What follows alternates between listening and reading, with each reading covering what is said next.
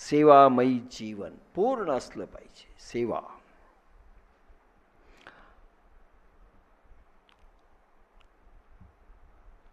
सध्याच्या सेवा तर फार कठीण आहे. एक शिष्य होता, शिष्य म्हणण्यापेक्षा हे कीर्तनकार गुरु किंवा एखादा साधू जातो, उभा राहतात बिचारे किंवा हे होतात, त्यांचे पाय दाबण्याकरता काही शिष्य येतात. एक जण लागला, 11 पासून कीर्तन संपलं, 11 पासून सेवा करण्यामध्ये. 1 वाजता गुरु उठले, हा पाय दाबत होता. तुला भाऊ किती आहेत रे? म्हणला 3. ठीक आहे म्हणले. पुन्हा 3 वाजता उठले गुरु. तुला भाऊ किती? म्हणले 3. 4 वाजता उठले. तुला भाऊ किती? म्हणले 2. का रे? 2 कसा काय म्हणाला? आधी 3 म्हणाला. म्हणले आता मी जिवंत राहत नाही, मरून जातो म्हणले सेवा करून. मी सेवा करून मरून जाईल, 2च राहतात म्हणले. असे सगळे झालेत सध्या. सेवामयी जीवन. सेवा सगळा त्याग काय असतो हा सेवेचा पार्ट आहे. आपण त्याग सेवा याच्यावर कधीतरी बोलूत, आज नाही. गोपिकांनी कसं केलं तोच भाग फक्त आपण घेतोय, कारण आपण संबंध ज्ञानेश्वरीमध्ये हा भाग सांगतोय. हा रस देखील व्रजभूमीत स्वाभाविक आहे. मुद्दामहून सेवा करायची कोणी प्रवचन देत नाही, मुद्दामहून हे करा कोणी सांगत नाही. सहज भाव आहे सेवेचा. सहज. लक्षात घ्या, सहजता असावी. इतकी पट्टी द्या, नाही थोडी कमी देतो, नाही. सहज भाव. शांत व दास्य सहज स्वभावता आहेत व्रजभूमीमध्ये. सहज स्वभाव बनलेत प्रत्येकाचे, शांत आणि दास्य भाव.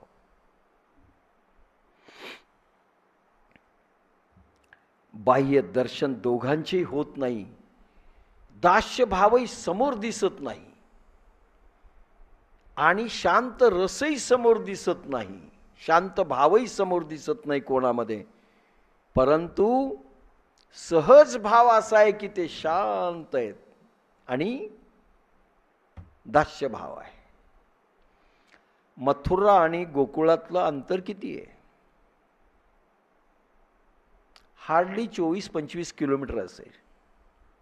या 23-24 किलोमीटरमध्ये गोपिका एकही दिवस, कृष्ण पुन्हा 11 वर्ष मथुरेमध्ये राहिले, गेलेल्या नाहीत पाहण्याकरता.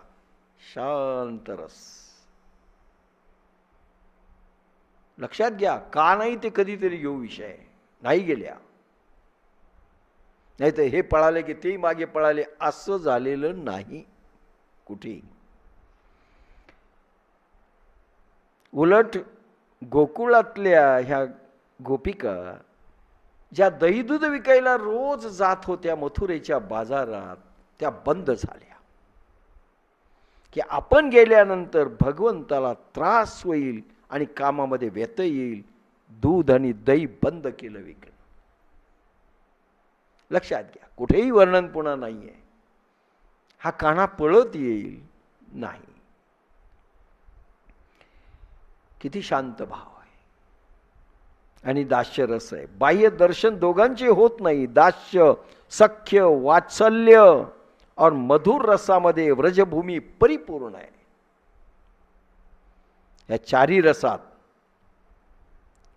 दास्य, सख्य, वात्सल्य आणि मधुर रसामध्ये व्रजभूमी परिपूर्ण आहे. हे 4 रस जळी, स्थळी, काष्टी, पाषाणी सगळ्यांमध्ये भरपूर प्रमाणात वाहतोय हा रस. लीला रस आहे. भगवंताच्या लीला किती प्रकाराने ते आनंद निर्माण करतात, म्हणून मधुर रस आहे. भगवंताच्या लीलेमधून मधुरता प्रगट होते, माधुर्य प्रगट होतं. व्रजवासियांमध्ये प्रामुख्याने समर्पित 3 भाव प्रधान आहेत. व्रजवासियांमध्ये वृंदावनामध्ये परिसरामध्ये 3 भाव प्रमुखाने प्रगट होतात, ते म्हणजे सख्य, वात्सल्य आणि मधुर भाव. दास्यभाव आणि शांत भाव हा अंगातच भिनलेला आहे. बाह्य प्रगट नाही, बाह्य प्रगट 3 भाव, सख्य भाव, वात्सल्य भाव, मधुर भाव. लक्षात घ्या. बाह्य भाग या 3 रसाचा दिसतो. हे 2 स्वाभाविक आहे, स्वाभाविक शांत आहेत, ते स्वाभाविकपणे सेवाधारी आहेत. दास्यरस आहे. विशुद्ध सख्य व विशुद्ध वात्सल्यामध्ये ऐश्वर्याचा उदय होत नाही. काय समजलं? ऐश्वर्य म्हणजे भगवंत ऐश्वर्यवान आहे, हा भगवंत आहे, हा ईश्वर आहे, याच्याजवळ ईश्वरी शक्ती आहे. यश, श्री, ज्ञान, वैराग्य, ऐश्वर्य आणि धर्म आहे. याच्या 6 शक्ती आहेत. याच्याजवळ आराधिनी शक्ती, संमित शक्ती, संधिनी शक्ती, करोडो शक्ती आहेत. हे व्रजभूमीला माहिती नाही. विशुद्ध सख्य म्हणजे भगवान आहे म्हणून मैत्री नाही आहे. हा फार मोठा आहे म्हणून मैत्री नाही आहे. हा मित्र होण्यास चांगला आहे, बस संपलं. पहा, विशुद्ध सख्य म्हणतात. आपण नाही का मोठा माणूस आहे म्हणून मित्र व्हायला जातो. वा वा वा वा, असं नाही. मोठा आहे म्हणून, लीडर आहे म्हणून, पैसेवाला आहे म्हणून, विद्वान आहे म्हणून मैत्रीभाव नाही आहे. हा आपल्याच सारखा आहे. अरे त्याला कुरघोडी करून त्याच्या पाठीवर बसतात ही सगळी मंडळी. सख्य भाव विशुद्ध आहे. का मोठ्या घरचा आहे म्हणून याला राज देणे म्हणतात ना. भगवंताला एखाद्या खेळात हरवतात, हटकून हारतात हे, आणि त्याला म्हणते राज दे. आता काय करू? मग पाठीवर वाकायचं, बैलासारखं व्हायचं, 2 हात आणि 2 पायावर असं वाकायचं, आणि पाठीवर यांनी बसायचं 2 तिघांनी, आणि चल घोड्या घोड्या करीत तिथपर्यंत. त्याला घोडा बनवायचा. की हा गोकुळातला राजा आहे, एवढाही भाव नाही. हा राजाचा पुत्र आहे, हाही भाव नाही. विशुद्ध सख्य. अरे किती प्रेम ह्या गोपबालांचं. एकदा सांगितलं तुम्हाला, एक बालक गरीब होता आणि प्रत्येकजण कृष्णाला लोणी द्यायचा, दही द्यायचा, सगळं काही द्यायचे. याच्या घरी नव्हती, गायच नव्हती. लोणी नाही, दही नाही. एके दिवशी त्या मातेने, यानी नेहमी सांगायचं आईला, आई ताक कर ना, मग आपल्या घरचं कर. एकदा ताक तिनं केलं, तोंडात घेतलं की इतकं गोड आणि छान होतं. तसंच गुळणी घेऊन न गिळता पळाला आणि कृष्णाला शोधू लागला असं तोंड घेऊन. आणि जिथे कृष्ण दिसला त्याला आ कर म्हणले, आ, आणि पिचकारी तोंडातली त्याच्या याच्यात मारली. आणि भगवंताने गिळलं. काय गोडे रे म्हणले ताक. बस खुश आहे. सख्यभाव, विशुद्ध सख्यभाव. की हा मोठा आहे, कसं द्यावं हाही भाव नाही. आपण कुठे गेले की आमची भाजी भाकरी कशी द्यावी, आम्ही पुरणपोळ्या करतो. विशुद्ध नाही. विशुद्ध सख्य व विशुद्ध वात्सल्यामध्ये ऐश्वर्याचा उदय होत नाही. की हा ईश्वर आहे मानत नाहीत ते, त्यांना मान्यही नाही. अरे राक्षसापासून वाचला तर भाव प्रगटच, देव होऊच देत नाही त्यांना भाव. मला सांगा, पुतनेनी इतकं छोट्या बाळाला स्तनपान करताना वर नेऊन आपटली. प्रत्येक जण आलं त्याचे कान फुंकू लागलं, त्याच्यावरून माती ओवाळू लागलं. अरे बापा बापा, देवाने बाळ वाचवलं, की आपलं बाळ वाचला. आणि प्रत्येक जण नाचायला लागलं, बाळ वाचला. गोवर्धन पर्वत उचलल्यानंतर प्रत्येकाने काठी लावली स्वतःची, यांनी करंगळीवर उचललं. अरे म्हणले याला त्रास होईल, आपापली काठी. प्रत्येक जण समजतो की आमच्या काठीमुळे ते गोवर्धन उचलला. भावच नाही, सख्य भाव, विशुद्ध सख्य भाव.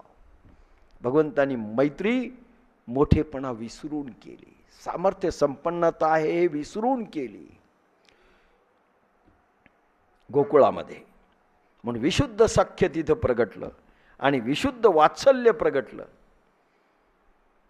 ज्या यशोदा मैया किती वात्सल्य, कानावर फार प्रेम. आणि गोकुळात ज्या यशोदेच्या वयातल्या ज्या गोपिका होत्या त्यांचा वात्सल्य भाव होता. वात्सल्य भाव सारख्या यायच्या कानाला पाहायला, सारख्या यायच्या. आणि पूर्ण वात्सल्य भाव की आमचाच आहे, हा काना आमचा आहे असं प्रत्येकाला वाटायचं. आणि वात्सल्य भाव प्रगट व्हायचा. यावं त्यांनी घरी आणि मुद्दाम चक्र मारायच्या यशोदेच्या घरी, त्याला पाहण्याकरता. आपला आहे. विशुद्ध वात्सल्यामध्ये ज्यावेळेस भगवान निघून गेले मथुरेमध्ये, त्यावेळेस ह्या गोकुळातली संध्याकाळी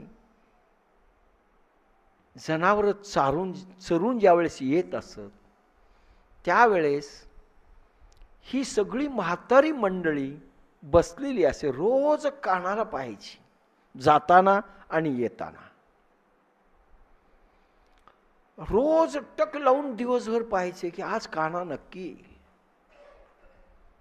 आणि त्याचं मधुर अगदी रूप पाहायला मिळेल, आपण तृप्त होत. आणि प्रत्येकाला विचारायचे काना आला? रोज 11 वर्ष, आजही नाही आला. हा वात्सल्य रस आहे. कोणाचा काना, कोणाच्या घरातला, यांचा काय संबंध, कुठेही नाही. विशुद्ध वात्सल्य रस. विशुद्ध वात्सल्यामध्ये ऐश्वर्याचा उदय होत नाही, म्हणून तो ईश्वर आहे. त्याजवळ इतक्या प्रचंड शक्ती आहेत, इतक्या राक्षसांना मारलं, काही नाही. बस हा आमचा आहे, बस एवढंच. जसे नामदेवानी एकच वाक्य ज्ञानेश्वराविषयी उच्चारलं, काय? साधकांचा माय बाप, हरे दर्शने ताप, ज्ञानोबा माझा, ज्ञानोबा माझा. माझा ज्ञानोबा संपलं, इथे माझा कृष्ण. इथे विशुद्ध वात्सल्य भाव आहे.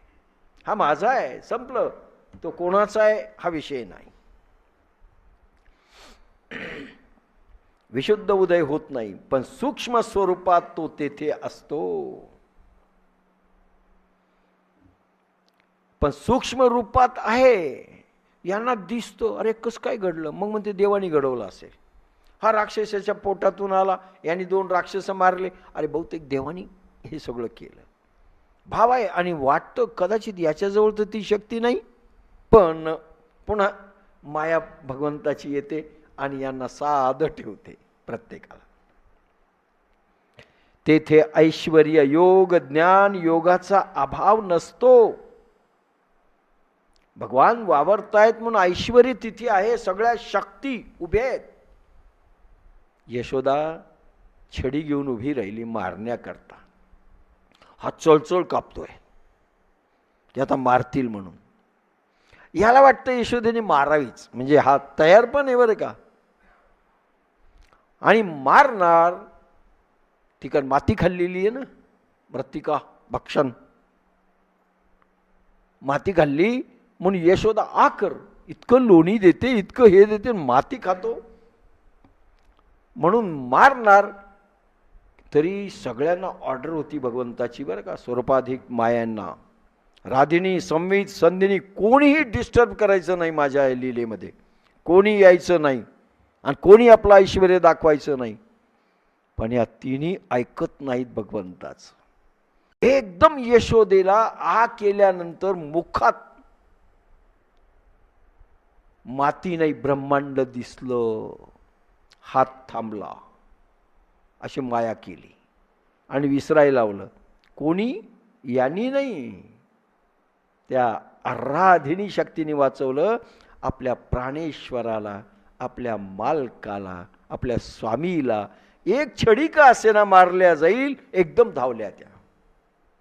म्हणजे भगवान ऐश्वर्य घेऊन आले म्हणण्यापेक्षा त्या ऐश्वर्य समोर येऊन उभं राहतं त्यांच्या, की नाही आम्हाला नाही मारू द्यायचं भगवंताला, एक छडी देखील नाही.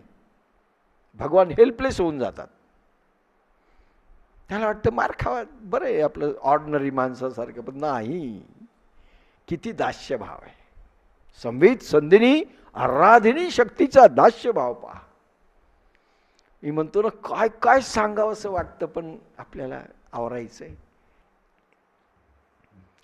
तेथे ऐश्वर्य योग, ज्ञानयोगचा अभाव नसतो. दिसतंय समोर ऐश्वर्य आहे. एवढा राक्षसाच्या कचाट्यातून वाचला, इंद्राच्या इतक्या मोठ्या 7 दिवस पाण्यामध्ये गोवर्धन उचलून वाचला, परंतु शंका आहे, कोणाला माहित ऐश्वर्य आहे की नाही.